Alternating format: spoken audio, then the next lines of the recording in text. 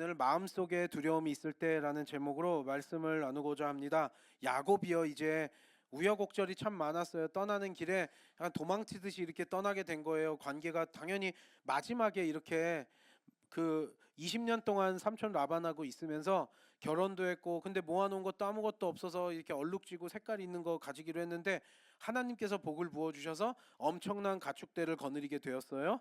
그렇게 되었고, 이제 하나님께서 명령을 하세요. 아브라함에게 이제 고향 땅으로 돌아가라 명이 떨어지고, 그러니까 이제 떠나게 됐는데 도망치듯이 나오게 돼가지고 또 그 과정 속에서 라헬이 드라빔을 훔쳐가지고 또 나와가지고 문제가 될 뻔했는데, 또 여러 가지 우여곡절이 있었지만 결국에는 그냥 화해를 잘했어요. 그래서 삼촌 라반하고 서로 잘 살자 그래서 돌무더기 싸놓고 화해 잘하고 이제 떠나게 되는 거죠. 그런 우여곡절은 있었는데 이제 그 뒤에 이어지는 내용이에요.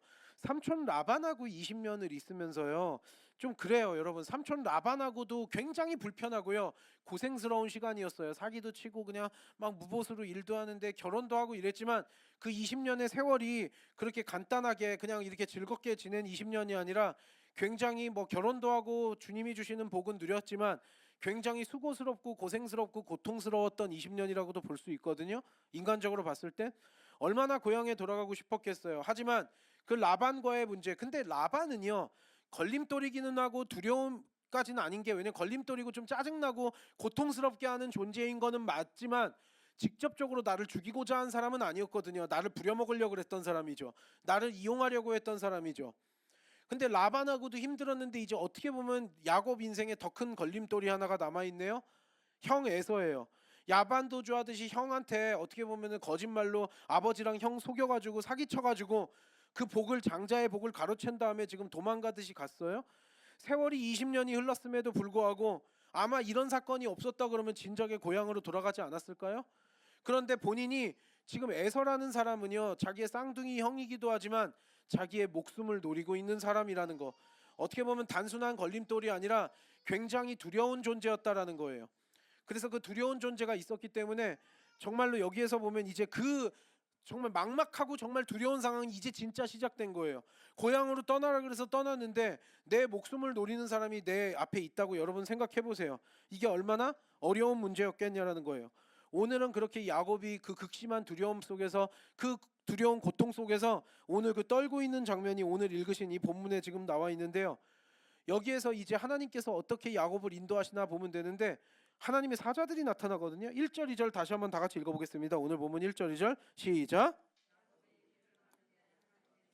그를 만난지라 야곱이 그들을 볼 때 이르기를 이는 하나님의 군대라 하고 그 땅 이름을 마하나임이라 하였더라. 아, 하나님의 천사들이 여기서 나타나네요. 하나님의 천사들이 나타나서, 아마도 이거는 이전에 20여 년 전에 베델에서 하늘과 땅의 천사들이 그 계단 사다리를 타고 오르락 내리락 하는 걸 본 그 하나님의 집이라고 이름을 지었었던 이 베델의 그 장면이 떠오르기도 하는데, 다시 한번 야곱의 삶에 하나님의 천사들이 직접적으로 개입을 하는 장면이 오늘 여기에서 나와요. 하나님의 사람 20년 동안 고생한 세월도 있지만 결국 하나님이 움직이기 때문에 하나님의 사람은 이렇게 하나님의 천사들이 도울 수 있다라는 사실, 우리도 주의 자녀된 우리들은 하나님께서 하나님이 필요하실 때마다 하나님의 천사들을 동원하실 수 있다라는 사실을 우리는 다시 한번 우리는 깨달을 수 있고요. 오늘 여기에서도 보면 하나님의 군대라 해가지고 마하나임이다라는 여기에 단어를 여기서 썼는데, 하나님의 집 같은 경우는 한 자리지만 하나님의 군대는 옮겨 다니면서 이렇게 도울 수 있다라는, 그래서 야곱의 그 움직이는 그 길 가운데 하나님께서 나타나시고 하나님의 천사들을 친히 보내셨다는 사실을 여기서 알려주는 거죠. 하나님의 사자들이 나타난 걸 야곱이 보고 이제 사실 막막한 상황이고 정말 어떻게 해야 될지 모르는 상황 속에서 하나님의 사자들이 나타나니까 정말 부탁을 또 간절히 하는 거예요. 에서에 대한 소식을 들었던 것 같아요. 어떻게 들었는지 정확히 알 수는 없지만 하나님의 사자들이 전해줄 수도 있고, 야곱이 에서가 거기서 에돔 땅 그 세일 산지 근처에서 세력을 거느리고 잘 살고 있다라는 소식을 들었을 때, 이제 야곱이 이제 고향 땅으로 가는 길에 에서라는 자기의 형을 피할 길이 없잖아요. 피할 길이 없기 때문에 너무나 간절하게 부탁을 해요. 하나님의 사자들에게, 천사들에게 정말로 좀 내 얘기 좀 잘 전해주세요라고 부탁을 하는데, 어떻게 부탁을 하는지 한번 여기서 볼까요? 3절부터 5절 다 같이 읽겠습니다. 시작. 야곱이 세일 땅 에돔들에 있는 형 에서에게로 자기보다 앞서 사자들을 보내며 그들에게 명령하여 이르되 너희는 내 주 에서에게 이같이 말하라. 주의 종 야곱이 이같이 말하기를 내가 라반과 함께 거류하며 지금까지 머물러 있었사오며 내게 소와 나귀와 양떼와 노비가 있으므로 사람을 보내어 내 주께 알리고 내 주께 은혜 받기를 원하나이다 하라 하였더니, 여러분 지금 이거 보면은요 형하고 쌍둥이 형이잖아요. 그럼 그 전에는 이러지 않았을걸요. 근데 지금 여기에서 보면 극존칭을 써요. 내 주님 에서래요. 형한테 형 나 팥죽에 막 팥죽 나 주면은 나 그 장자권 넘겨 뭐 이런 식으로 했었던 그 형이 아니라 여기에 무슨 굉장히 저자세로 나오죠. 극존칭을 쓰죠. 완전히 막 그냥 어떻게 보면 비굴하다시피 하죠. 내 주 에서에게 이같이 좀 말해줘라. 내가 그동안 라반하고 함께 이렇게 살았고요. 지금 20년 지났는데 나한테 이렇게 소, 나귀, 양떼들이 이렇게 있으니까 이거라도 좀 줄 수 있고 내가 주님께 이걸 잘 알려주면서 조금 용서도 하고 화해도 하면서 좀 은혜 좀 베풀어 달라고 전해달라고, 완전히 저자세로 비굴할 정도까지 약간 그런 식으로 지금 여기서 얘기를 해요. 극존칭을 써요. 그러니까 본인도 자기 형 에서에게 자기가 잘못한 것을 알고 혹시나 자기를 해칠까봐 그 두려운 마음에 휩싸였고, 그래서 여기에서 보면 굉장히 막 완전 존칭을 쓰면서 내 주님이라고까지 표현을 하잖아요. 내 주 에서에게 주님 은혜를 베풀어 주세요. 어떻게 보면 하나님의 복을 이렇게 가로챘잖아요. 하나님의 복을 가로챘는데 에서 같은 경우는 오히려 하나님의 복을 받지도 못하고 부스레기들만 이렇게 받았음에도 불구하고 이렇게 막 강성해져 있고, 야곱은 사실 하나님의 복을 가로채서 떠나기는 했지만 뭐 물론 마지막에 주님의 은혜가 임하기는 했지만 그 20년이 굉장히 험난한 20년을 보내고 지금 우여곡절 때 결혼해서 이제 처자식들을 데리고 이제 다시 고향 땅으로 돌아가고 있는 상황이잖아요. 좀 아이러니하죠. 아, 왜 하나님께서 이렇게 하실까? 우리는 그거에 대해서도 또 여러 가지로 생각해 볼 수가 있는 거고요. 문제는요 6절이에요. 6절 사자들이 그래서 전해줬어요. 6절 다 같이 읽어보실까요? 6절 시작. 사자들이 야곱에게 돌아와 이르되 우리가 주인의 형 에서에게 이른즉 그가 400명을 거느리고 주인을 만나려고 오더이다. 하나님의 사자들이 야곱에게 다시 메시지를 전하고 돌아왔더니 에서가 은혜를 입었습니다. 내 주님께 뭐 이런 얘기보다요, 에서에게 말을 하니까 뭐야, 야곱이 있어? 그랬어? 이제 돌아온다고? 고향 땅으로 돌아온다고? 이놈 안 되겠네 이러고 군인들 여기에서 보면 400명을 거느리고 야곱 만나러 온다라 그러니까, 이게 여러분 여기에서 온 400명은요 그냥 아무나 400명 그냥 긁어모아가지고 데리고 온 게 아니에요. 400명은요 무장한 군인들을 의미해요. 400명 무장한 군인들을 데리고 지금 온다라 그러는 거는요 명백하게 공격하고 죽이겠다라는 의미지, 여러분 무슨 야곱하고 화해하고 잘 지낼 것 같으면 군인들 400명이나 이렇게 데리고 와요? 400명 아니라 40명만 데리고 와도 지금 큰일 날 상황인데요. 야곱이요 하나님이 주신 복이 있어요. 하지만요 하인들 좀 거느리고 있는 게 다예요. 처자식들하고요. 양떼만 많아요. 여러분 군인들 400명이 아니라 40명만 데리고 와도 지금 어찌할 바를 모르는 상황 아니에요? 다 죽임당하고요. 하인들 있고 좀 몸종들 있고 처자식들 있고 가축대들 많고 이러지만 그냥 공격할 수 있고 뭐 이거 대비할 수 있는 상황이 아무것도 없어요. 공격받으면 그냥 다 죽으면 죽임당해야 되는 상황이니까 이게 얼마나 이게 무서운 상황이냐고요. 과거에 잘못했죠. 근데 에서가 20년 지났다고 2년도 아니고 20년이니까 다 그냥 잊어버렸겠지라고 생각을 하면 좋겠지만 그게 잊어버려지나요? 20년이 긴 세월 같으면 긴 세월 같지만 사실 엊그저께 같기도 하잖아요. 20년 전 여러분 돌이켜봐도요. 이게 그리고 그 뒤로 뭐 화해하고 떠난 것도 아니라 20년 동안 사라졌다 나타났다고 오랜만이니까 용서해주지 이렇게도 생각하기 쉽지 않은 짧은 시간이라고요. 여기서 우리는 공격한 명백하게 이렇게 지금 야곱은 속수무책이에요. 그냥 뭐 처자식들 다 죽고 뭐하고 이게 지금 아무것도 아니기 때문에 두려울 수밖에 없는 상황이었던 거죠. 특별히 야곱이 지금 단순히 자기 혼자서 가는 길이라 그러면 그래요 죽이려면 죽이세요 뭐 이럴 수도 있을 거예요. 근데 야곱이요 참 애매해요. 잃어버릴 게 너무나 많이 생겼네요. 결혼도 했고요 자식들도 있어요. 근데 그 자식들 지금 다 꼬맹이들이에요. 아직 막 어른이 되지도 않고 지금 다 그냥 어린 아이들 데리고 지금 가고 있는데 지금 이걸 어떻게 하겠냐는 거예요. 잃어버릴 것도 많은데요. 나 혼자라 그러면 그냥 형 죽이려면 죽이세요 뭐 이럴 수도 있을지도 몰라요. 야곱의 성격상. 근데 나만 죽이는 게 아니라 지금 막 두려운 게 너무나 많고 잃어버릴 게 너무나 많네요. 얼마나 이 두려움이 크고 얼마나 그랬겠어요? 400명 데리고 죽이겠다라고 오는 게. 너무나 두렵죠. 우리가 이 상황을 겪는다 그래도 진짜 막막할 거예요. 400명이 아니라 한 명만 나 죽이겠다고 막 이렇게 한다라 그래도 얼마나 걱정되고 신경 쓰이고 하겠어요? 여러분, 그런데 야곱이 얼마나 두려웠는지 7절 8절 볼까요? 일단 되는 데까지 꿰는 써요. 7절 8절 다 같이 읽겠습니다. 시작. 두렵고 답답하여 자기와 함께한 동행자와 양과 소와 낙타를 두 떼로 나누고 이르되 에서가 와서 한 떼를 치면 남은 한 떼는 피하리라 하고. 심히 두렵고 답답하여 일단 하는 데까지 해보자. 두 떼로 나누자. 절반으로 나눠. 양떼랑 소떼들 이렇게 두 떼로 나눠서 한 떼가 먼저 공격받으면 반절이라도 도망쳐가지고 살아라. 인간의 꾀죠. 근데 이게 사실 야곱이 이때도 또 그러니까 야곱의 스타일이 어떤지 딱 보여요. 야곱은 일단 곤란한 상황이 닥치면 자기 딴에는 최선을 다해서 꾀를 생각해내고 방책을 생각해내요. 근데 이게 솔직히 반절만이라도 살리자, 이게 자기한테는 최선일 수도 있겠지만 진짜 반절만 살릴 수 있을까요? 이것 자체가 야곱이 뭐 철없이 뭐 저렇게 두 떼로 나눠 뭐 이렇게 볼 건 아닌 것 같아요. 왜냐하면 그 단어가 떠오르더라고요. 진인사 대천명, 이런 얘기들 뭐 믿지 않는 사람들도 많이 하죠. 사람이 할 건 하고 하늘의 뜻을 기다린다. 그래서 이건 믿지 않는 사람들도 많이 쓰는 말인데, 진인사 대천명이 어떻게 보면은 우리의 삶 속에서도 참 많이 이렇게 실제적으로 쓰일 것 같아요. 일단 다 죽을 수는 없으니까 반절만이라도 먼저 공격받으면 반절만이라도 빨리 도망가라. 여러분, 근데 도망도요, 무슨 군인들이 막 무장한 군인들이 훈련된 군인들이 도망갔도 아니고 공격받으면 먼저 이렇게 가면 맘먹고 죽이려고 하면 두 대로 이렇게 갈라졌다고 해가지고 다 살릴 수가 있어요? 추격해가지고 죽이려면 다 죽일 수 있는 거 아니에요? 이거 굉장히 그냥 임시방편이에요. 미봉책이에요. 이게 어떻게 그냥 해결이 다 될 수 있는 일은 아닌데, 야곱 입장에서는 자기가 할 수 있는 데까지 지금 하는 거예요. 반절이라도 살려보겠다고. 이것 자체는요. 그러니까 우리는요, 우리의 삶도 참 이런 것 같아요. 우리는요, 우리의 삶 속에서 꾀를 내고 방책을 막 한다라고 해요. 근데 하는 데까지 하는 거예요, 사실. 지금 그 반절은 무조건 살리자라고 계획은 세웠지만 에서가 그거 찾아내가지고 추격해가지고 죽이려면 다 죽이고 그거 못 뺐을까요? 여러분, 이거는요 지금 불가항력적인 상황이고요.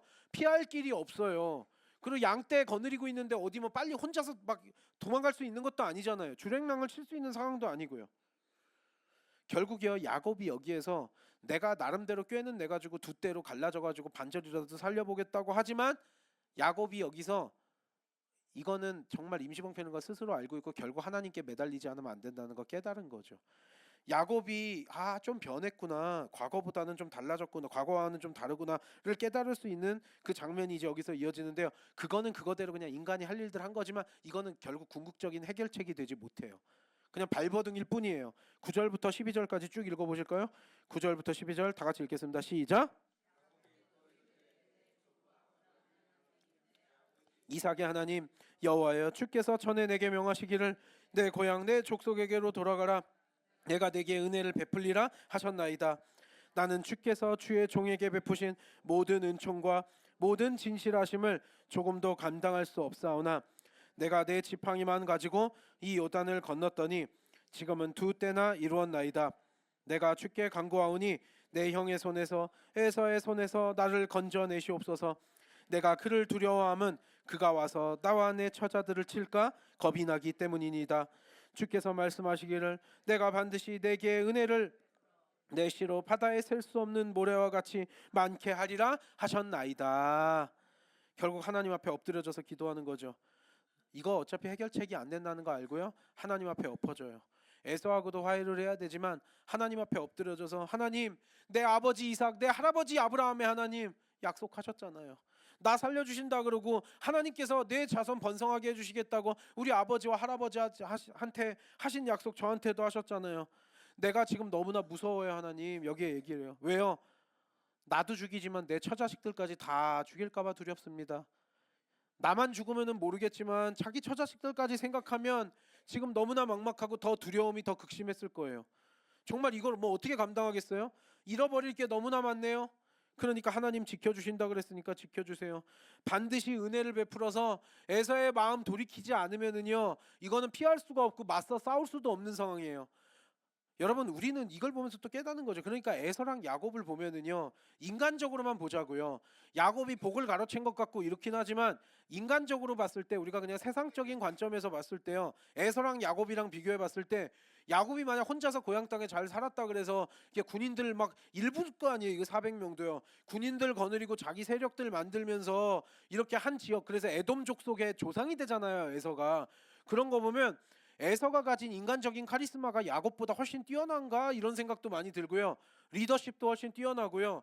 에서가 우리가 봤을 때 뭐 사냥이나 하고 이게 아니라 한 이 족속의 그 조상이 되고 이렇게 한 무리의 우두머리가 된다라는 것이 인간적으로 봤을 때는 에서와 야곱 우리가 그냥 그릇 사이즈 얘기 많이 하잖아요. 깜냥 얘기도 하고요.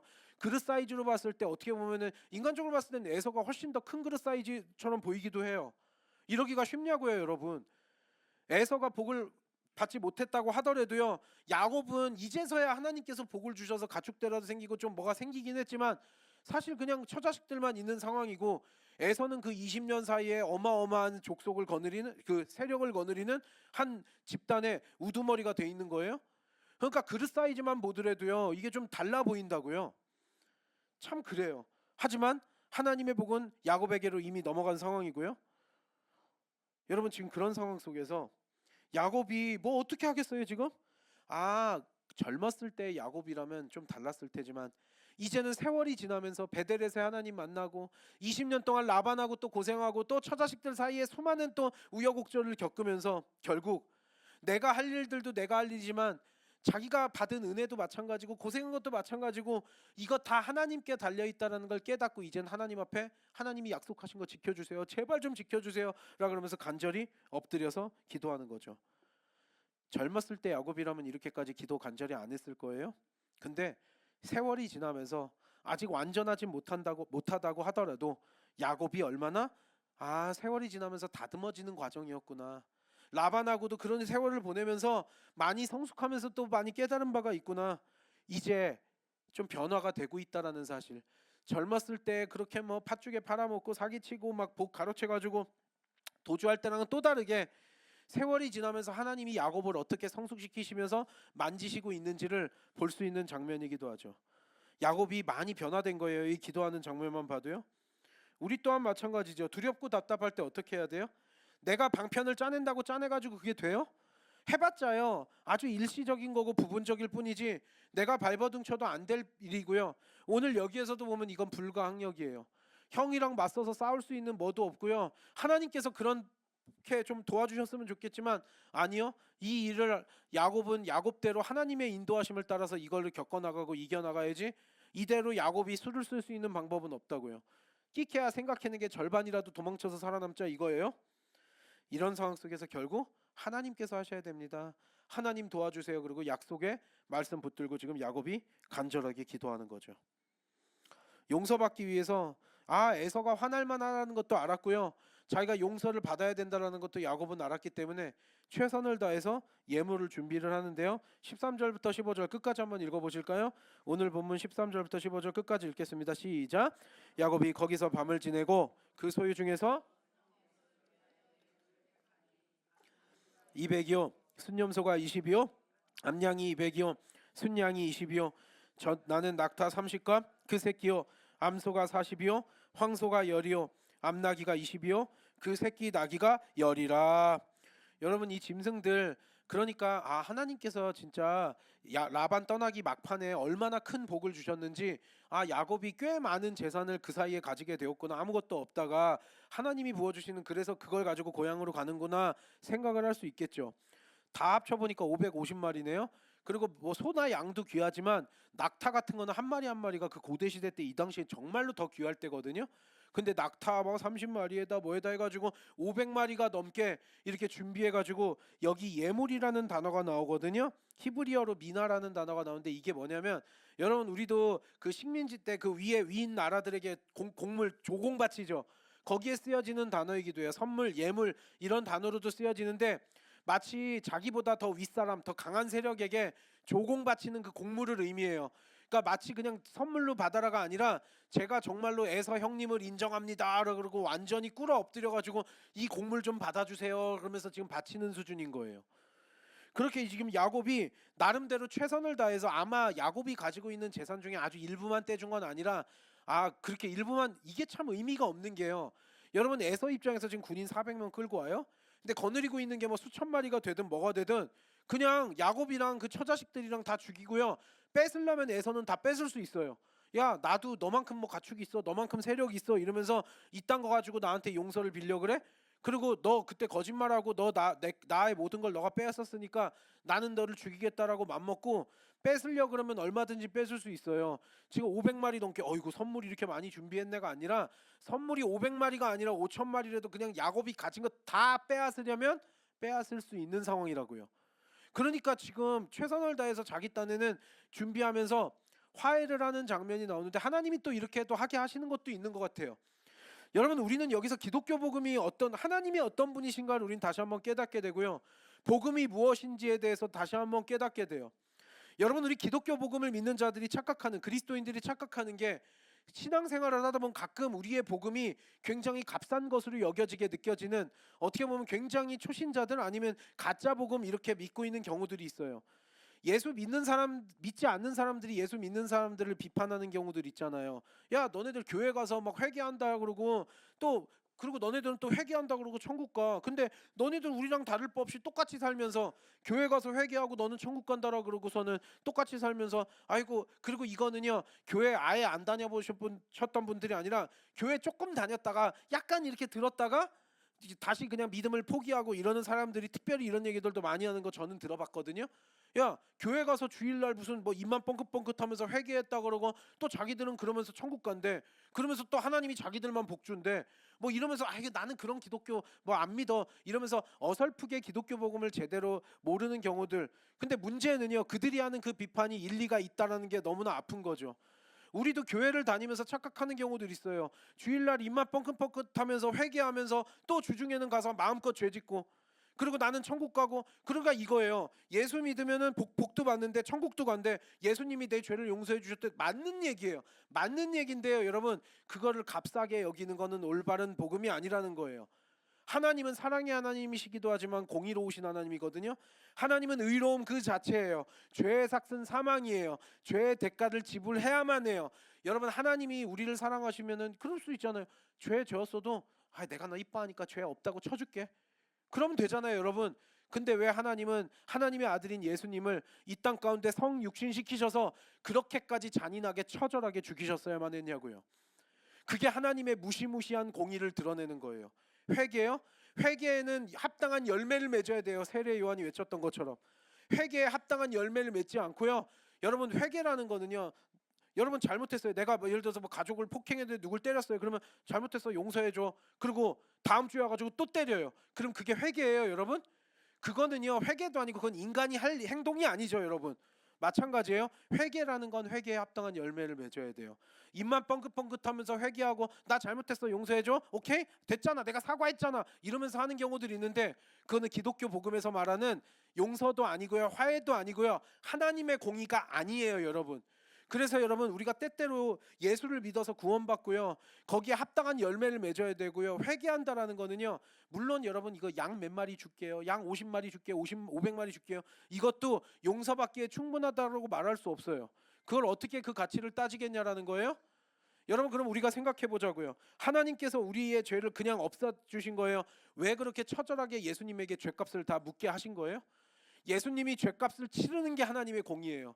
우리의 죄를 그대로 용서해 주실 수 없기 때문에 인간이 죽일 수 있는 방법 중에서 가장 잔인하고 수치스러운 방법인 십자가형을 사용하신 거예요.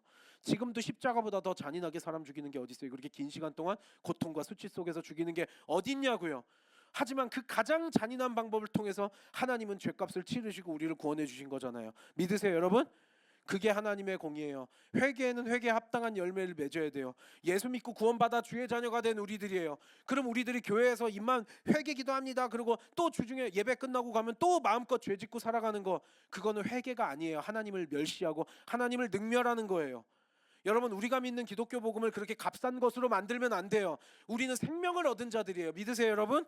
그렇기 때문에 우리는 그런 가짜 복음에 그러면서 나는 그리고 교회 나가니까 나는 천국 가고 나는 복 받고 살 거야라고 하는 건 너무너무나 미성숙한 신앙, 제대로 된 신앙이 아닌 거죠.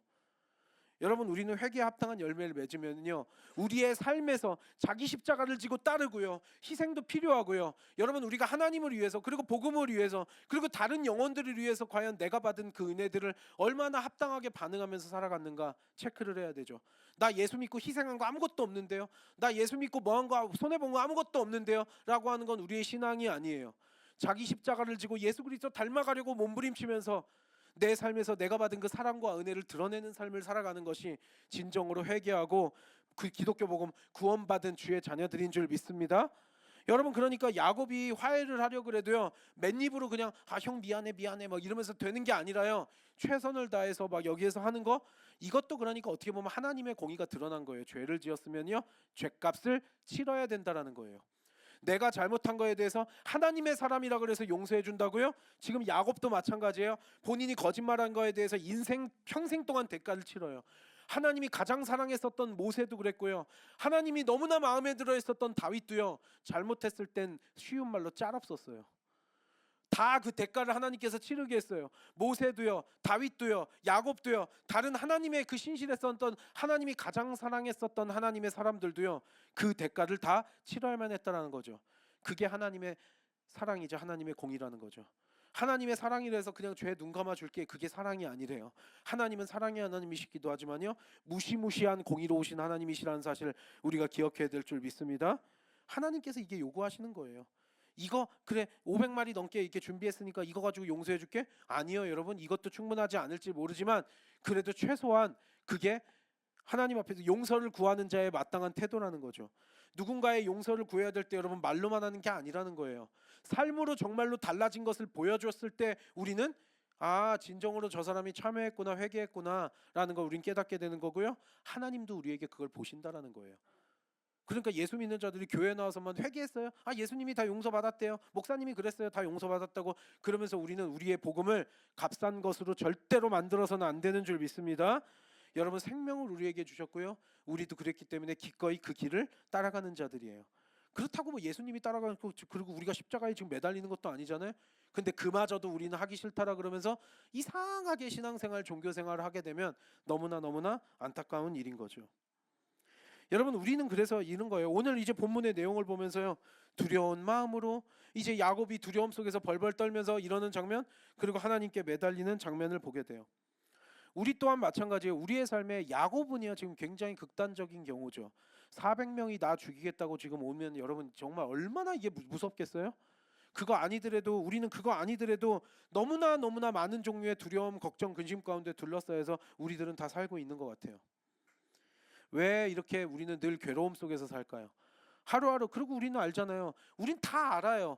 두렵고 걱정 근심이 드는데요, 사실 우리가 그렇게 걱정 근심 그리고 스트레스 막 받고 이렇게 산다라 그래서요, 사실 바뀌는 게 있어요, 없어요? 아무것도 바뀌는 것도 없고 해결되는 것도 없어요. 그런데도 우리는 그렇게 늘 괴롭게 시달리면서 살아가요. 왜 그럴까요, 여러분? 늘 우리가요, 이게 우리의 믿음 어떤 성숙도랑도 연결이 되는데, 악한 영적인 세력은요, 우리가 그리스도 안에서 예수 그리스도의 복음을 믿고 주의 자녀가 된 자들은요, 더 이상 두려움이 우리를 괴롭히는 게 아니라, 그래서 우리 성도님들 중에도 저한테 이런 얘기 종종 하시잖아요. 뭐 목사님, 제가 요즘에 막 걱정이 돼서 잠을 못 자요, 어떻게 해요, 뭐예요, 기도 부탁해요 막 이러는데, 문제는요, 잠을 못 잘 정도로 걱정, 근심, 두려움을 해서 뭐가 해결이 되면 그거 참 좀 안 자면 되죠. 근데 잠 못 자고 스트레스 받고 목사님 막 죽을 것 같아요, 힘들어요 막 이러는데, 진짜 죽을 것 같이 힘든 걸 느껴가지고요, 뭐가 해결된 게 단 하나라도 있어요? 그리고 내가 짧게 이게 짜잘한 일들은요, 내가 조금씩 해가지고 되는 일들은 사실 뭐 걱정 근심 안 하겠지만, 지금 야곱도 그렇고 불가항력적인 일이에요. 내가 막으려 그런다고 막을 수 있는 일이 아니에요. 내가 꾀를 부린다고 꾀가 뭐 되질 않아요. 방책을 마련한다고 되질 않는다고요. 그런데도 왜 우리는 그렇게 불가항력적인 일에서도 두려움, 근심, 걱정에 휩싸여서 살아가는가? 죽는 날까지 걱정하다가 죽거든요, 많은 사람들이 다. 그러면 왜 그러냐고요? 이게요, 여러분, 사탄 마귀가요, 우리가 그리스도 안에서 주는 자유를 끝까지 누리지 못하게 방해해요. 살 날이 얼마 남지도 않았고요, 죽을 때 되면 죽어요. 근데 어떡하라고요, 여러분? 우리가 그거를 걱정한다고 끊임없이 우리를 걱정, 근심, 두려움 속에서 스트레스 받고 어떻게 저렇게 뭐 목사님 뭐 어떻게 한다고 되질 않아요. 그러면 우리가 그런 두려움이 우리를 괴롭히고 주님이 주시는 자유를 못 누리게 한다는 걸 깨달아야 되거든요. 근데 그걸 깨닫지 못하고 계속 괴롭게 만들어요. 그때마다 기도하면서 그걸 털어내야 되는데 그리스도인들이 누리는 자유를 누리지 못하게 방해하는 영적인 세력이 있어요. 그러니까 끊임없이 여러분 사람들이 다 두려워해요. 뭐 사람이 무서워요. 막 이래가지고 막 배반당할까 두렵기도 하고, 제가 노후가 어떻게 되고 돈이 없어가지고 막 이런 거 두렵기도 하고, 뭐 어떤 사람은 또 건강을 잃어버릴까 두렵기도 하고, 사람들이 다 무시할까봐 두려워요. 거절할까봐 두려워요. 배신할까봐 두려워요. 그 다음에 죽을까봐 두려워요. 걱정, 근심, 두려움 할 거는요 끝도 없어요. 그래서 그거 염려하면서 평생 살아가는 자들도 있죠. 얘기해 볼까요? 사람들이 이렇게 생각해요. 이 사람이 나를 도와줄 거라 착각하면서 내가 그동안 이렇게 산 거, 내가 그동안 이 사람들한테 내가 이 어려운 때에 내가 도움 받으려고 이 사람 저 사람한테 잘 해놓고 내가 그동안 인맥도 쌓고 뭐도 해놓고 막 잘 살았어. 그래가지고 이 사람들이 내가 어려움에 있을 때 도와줄 거야. 내가 이렇게 돈만 내가 그동안 잘 살았기 때문에 이럴 거야라고 생각을 하는데요. 진짜 내 생각대로 그렇게 될까요?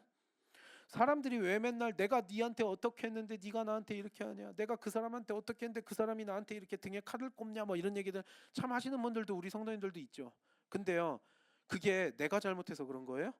쓸데없이 자책할 필요가 없는데 막 내가 그래서 잘못했나 뭐 했나, 남편이 바람피고 아내가 바람폈는데 내가 잘못해가지고 바람폈나, 그런 정말 말 같지도 않은 얘기들을 거기에 왜 내가 자책하고 있어요? 내가 잘했으면 바람 안 피는 거예요? 여러분 전혀 상관없다는 거 우리 알잖아요. 그리고 그게 걱정, 근심, 두려움 속에서 한다라 그래서 그런 일이 안 벌어져요?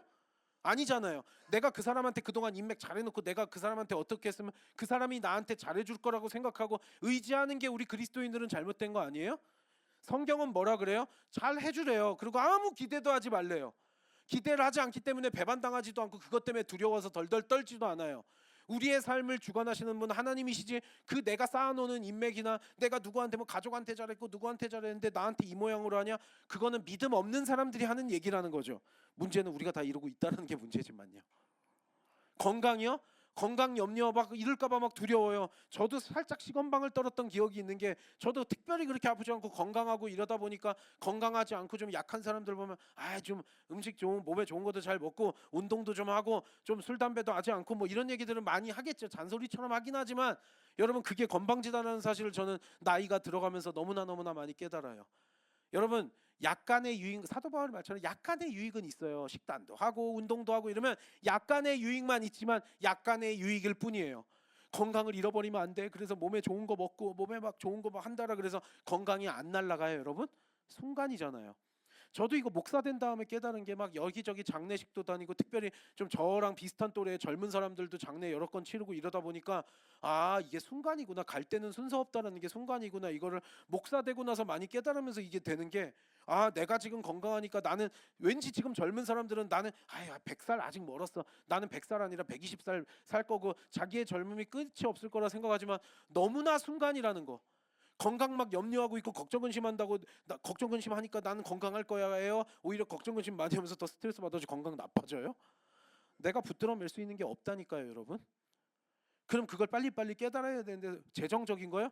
내가 잘못해가지고 내가 어리석은 생각해가지고 내가 스스로 망하는 길로 가가지고 그건 자업자득이라고 볼 수도 있겠지만, 뭐 건강이 그렇듯이 재정적인 문제도 불가항력적인 일이 다가와가지고 내가 정말 잘 나가다가도 한순간에 이렇게 엎어지는 거 순간인 게 내가 잘못해서라기보다는 또 상황과 환경이 그럴 수도 있어요.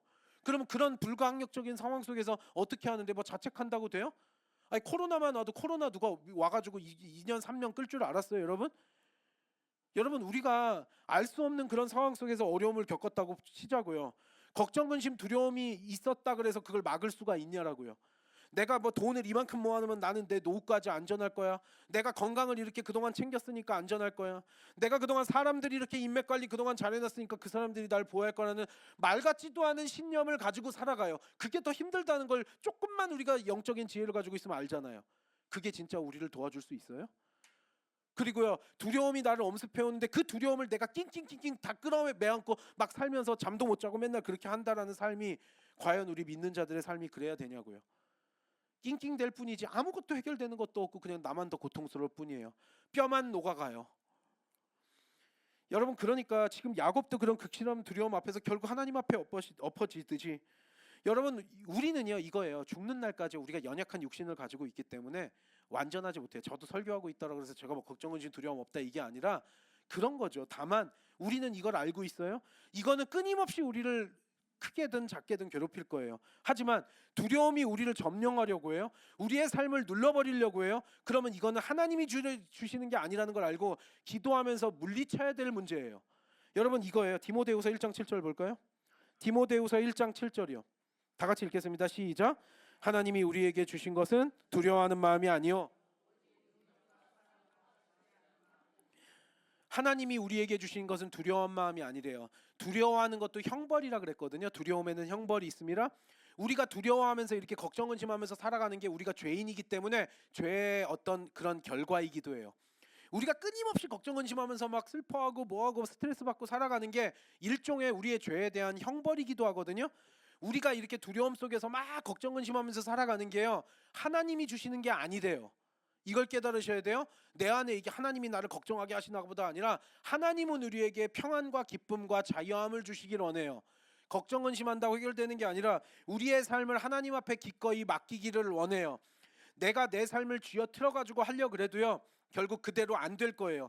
그리고 그렇게 안 되게 하나님이 하시고요, 내 계획대로 모든 것들이 다 된다라 그러면 누가 하나님 의지하겠어요?